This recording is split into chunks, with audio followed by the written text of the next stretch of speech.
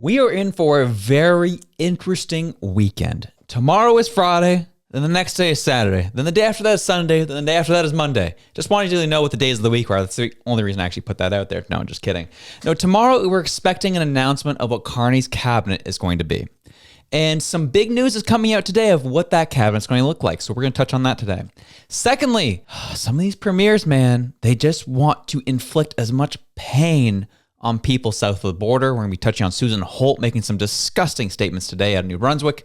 And as well, a challenge to the Conservative Party of Canada and how they're going to keep moving forward and how they're going to push forward into this next election as we're expecting it to be called on Monday. But first, before we get into all of that, I woke up this morning. I woke up to a lot of messages, a lot of emails, people saying, dude, you got to talk about Northern Perspective's latest video. And I was like, oh, what's going on? I look at it, I was like, oh, and I watched the video and I just fist pumped like this, baby. I was like, yes. The only reason I was doing that is because the story they're covering, we on our show actually covered it probably about 2 weeks ago. It was initially broken by the food professor on TikTok. And the only thing I wanted to do is wanted to get the story out. I thought it was important. But what I said in that video specifically was this story will get bigger. It will be covered by a bigger platform than us or platforms than us. And the corruption will get out. And I'm hoping that will change hearts and minds. So when I saw Northern Perspective cover it, and I saw all of you messaging me about it, showed to me that people didn't know the story yet. Showed to me that people weren't on to what is going on. And I think it was a great piece done by them. They added some more details to it that the food professor initially didn't do and that I didn't look over. So there's some more flesh they are able to add to the story and show what's been going on. So it was fantastic. Really happy to see that it's getting some legs and more people are covering it. I think it's really important. So I was like, that's why I was like fist pump. I was like, yes, let's go. More spotlights on it, please. More spotlights on it. That's what we want to see. So thank you so much to all you emailing me about it and making me aware of it on social media. I think it's important that we keep pushing that story out. But let's continue on today's story. Breaking. Marc Carney's new cabinet will drop Marc Miller and shuffle Stephen Guilbeault to a new post. Big moves by Mr. Carney here. Marc Miller is bye-bye. He's gone out as immigration minister and it looks like he's going to be gone altogether out of cabinet. Stephen Guilbeault is bye-bye as the environment minister, and he's going to be shuffled to somewhere else. When you first see them, you're just like, praise God. So done with these fools. They've done a terrible job. But the problem is, Marc Miller's gone, which is good. Stephen Guilbeault is just going to be moved around. Because Marc Carney is Stephen Guilbeault. He's even worse.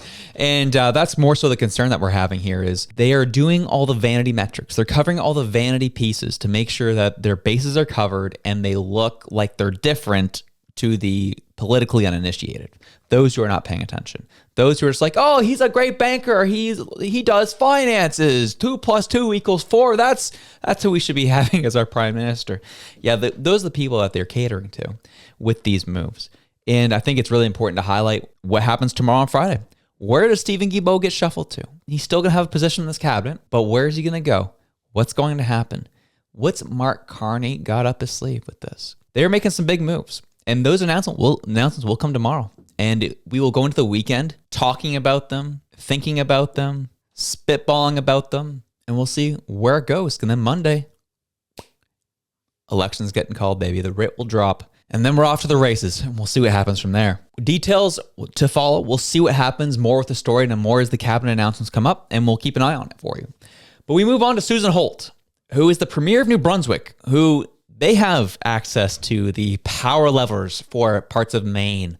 And some questions about their electricity needs were brought up to her in a press conference today, and this is what she had to say about it. I'm just wondering, what has been the reaction from Maine Governor Janet Mills when you say it's still on the table, the threat of cutting power? What has been her reaction to that? Is that a threat that you feel that is being taken seriously in Maine? I think there's a lot of concern from the folks of Maine who, in some cases, don't have any other options. So there are people in northern Maine, and these are some of the most vulnerable people in Maine with some of the lowest incomes that are not connected to the U.S. grid. And one of our fears is, should we cut them off, they may make moves to find ways to connect them into the grid, and we would lose a significant customer and opportunity for revenue over the long term if the U.S. decides that it wants to address their energy security differently. Energy security is something that we think about a lot, but Maine is very concerned that New Brunswick may take this action, but we're not sure that those actions make their way to the White House and prompt a change in behavior there. These sick freaks, man, it's unreal. The fact that this is even on the table, yeah, we'll just cut their power. My friends, this is so cruel and not something that should ever be taken with any action. This is not right. Regardless of what you think of Trump, regardless of what you think of the tariff threats, regardless of what you think of the tariffs themselves, you cannot cut power to another country. And the people who are championing this idea, people who are just like, yeah, do it, are the same ones who are just like, hey, Israel can't cut power to Gaza and their hospitals. Yeah. We're catching on now, are we? But it's okay in one context, but not the other. You got to remain consistent, my friends. I can't stand these people, man. I literally can't stand it. The idea that this is even remotely an option for these people shows you just how out to lunch they really are. It shows you how conniving, duplicitous they are. This is terrible. And no, the fact that the thought in her mind is, we might not do it because they might find other methods of electricity. That's the reason you're not thinking of doing it. That's the reason. Even for her to use the word vulnerable, there's a lot of vulnerable people in Maine. Be ashamed if something were to happen to them. I can't get on board with this, man. This mentality, Ford doing it, her doing it, it's sick.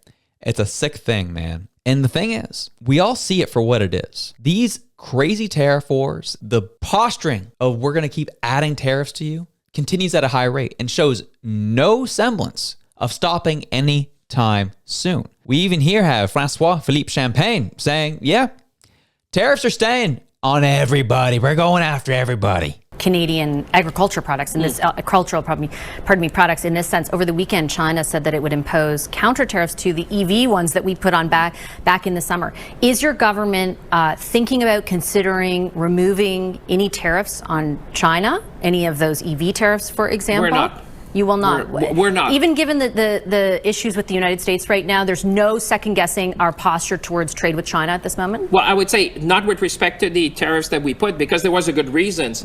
We would say we would never be a backdoor to cheap Chinese vehicles, which are overly subsidized and where they don't respect labor law and environmental laws. I mean, there's a reasons why they're dumping steel in North America, and you see these cheap vehicles coming here. We want to protect our industry. We want to protect our workers. We want to protect our communities. And the reasons why we imposed the tariff in the first place still remain very valid today, because we want to protect our industry. And the problem. So no big opening to China at this moment, one premier has essentially called for a rethink of that.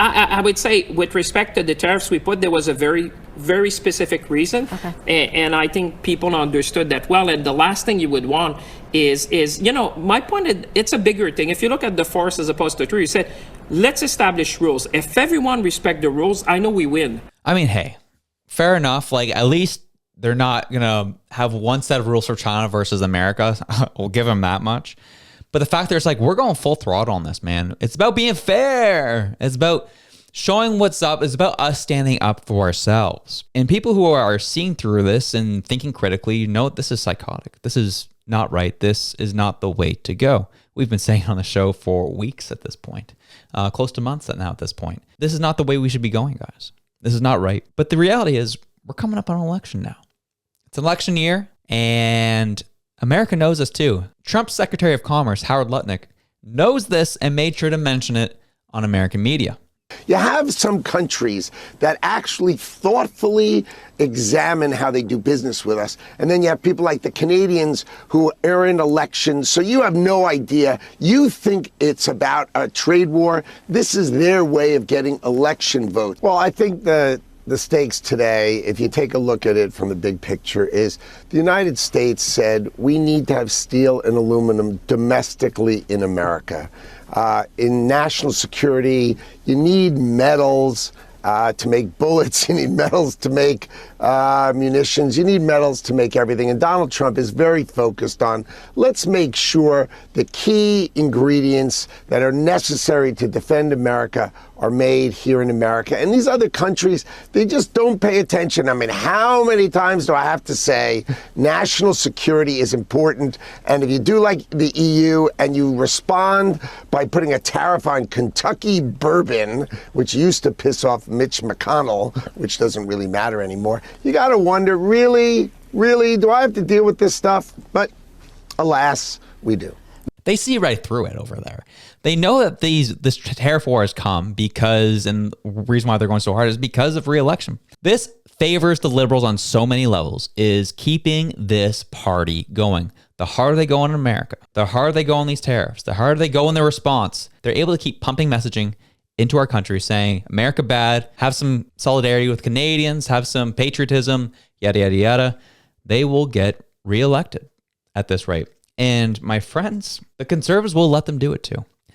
I am starting to get worried, if I'm being honest. I know Poilievre's going around the country doing events. I have just not seen or heard from him in a long time. You've seen clips of him being at rallies and doing various things around the country, saying sneaky Carney and all of this. But I haven't seen him going on media. I haven't seen him going on podcasts. I haven't seen him going and getting in front of cameras to get his messaging out. The reason why I'm catching on to this theme is because if you go through all of our videos, what are the videos have been about? They've been about Doug Ford. They've been about Elizabeth May. They've been about Jagmeet Singh. They've been about Trudeau. They've been about Mark Carney. They've been about everybody else but Poilievre. Where's he been at? I so badly wanted to report on the guy, but he's not really doing anything that's newsworthy. Where is he at? We have to put an APB out for this brother. I don't know where he is. Where is he at? Again, I know he's doing events, but he's not in front of cameras, which means he's not in front of the Canadian populace. All they're hearing from is Mark Carney. All they're hearing from is these liberals. All they're hearing from is Doug Ford, who even went on the news yesterday saying, oh, Carney's such a smart guy. I think he's going to get this done for us. Conservatives, it's time to wake up. What is going on? Time to get in front of some cameras. If you want this election, go and take it. It's time. It is time. It's time. Your messaging needs to get out. I think you have the better platform. Call me biased. But the problem is that platform needs to get out in front of Canadians as a whole. Maybe, I'll concede this point. Maybe they have internal polling. Maybe they have internal news and thoughts and documents that they're obviously privy to that I'm not. And maybe they're seeing a different trend and they're okay with just kind of coasting and doing these on the ground events, hitting the grassroots and letting that be enough. I don't know. We'll see what happens. Love to see them win the election because I know this Liberal Party can't be the next option. It just doesn't work. It can't be the thing. And there are some I've been talking to who are conservative as well, who are just like, you know what? Where was the Pierre Poilievre that started 3 years ago? The Poilievre who didn't care and stood with the truckers. The Poilievre who didn't care and went after the CBC when it was like a foreign thing to do then.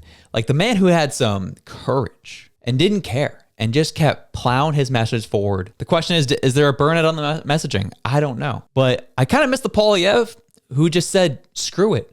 I know what Canadians want. I know what they desire, and I'm going to show it to them. And do you know what that move would be right now? I know it's not going to happen. But the move, again, I was against it initially. But now I'm like, you know what? There may have been something to it. But saying, screw it. Screw the messaging. Screw the CBC. Screw the mainstream media. I'm going to go fight for Canada. I'm going to go take this. I'm going to America, and I'm taking the fight to America, and I'm going to go and stand up for Canada in America, talk these tariffs with whoever officials I need to talk to, and let's get a deal done and talk to them about what I can do and what I would do as a leader. Everyone else was doing it. They're fighting a battle with one leg. I get it. But sometimes you got to take the fight to them. And the reason why my perspective kind of shifted on this is because A, I realized I haven't really heard from him lately. But then two, I saw this. Ruby Dalla, disgraced liberal candidate who got $350,000 that she raised stolen from her by the Liberal Party. She was disgraced. She was smeared. Said essentially that she was committing foreign interference because of her background being Indian. They said some heinous things about her. And even Ruby Dalla said, you know what? Screw it. She says here, fighting on the front lines in Washington at Capitol Hill for Canadian workers and businesses. Productive and positive discussions with elected representatives and senators. One thing is clear, Canada and America are stronger as friends. She's talking to U.S. Senator Rick Scott. Why is Ruby Dalla down there? Not going to be an MP, not in any party, but she's going down and having these conversations. Two things. She says here, busy day in Washington talking tariffs and taxes with senators and members of Congress, standing up for Canadian workers, businesses, and our country this time as a business owner and CEO. Who knows? We'll see what happens. I know it's a controversial take, but it only comes from a heart of I would like to see the Conservatives do well. I would like to see it happen because the Liberals are not an option. They are simply not an option if we want to see Canada remain Canada. It's just the reality, folks. And I would like to see the Conservatives take the fight to them. I would like to see that happen. Biased take, I know. But when I see Ruby Dalla going down there and mixing it up, there may have been a missed opportunity here. I don't know. We have an election being called Monday. We'll see what happens. I'll see you tonight live on the live stream with Reg. Love to hear what you guys have to say in the comments because I know this is going to be a spicy one. But have yourselves a good one. I'm out.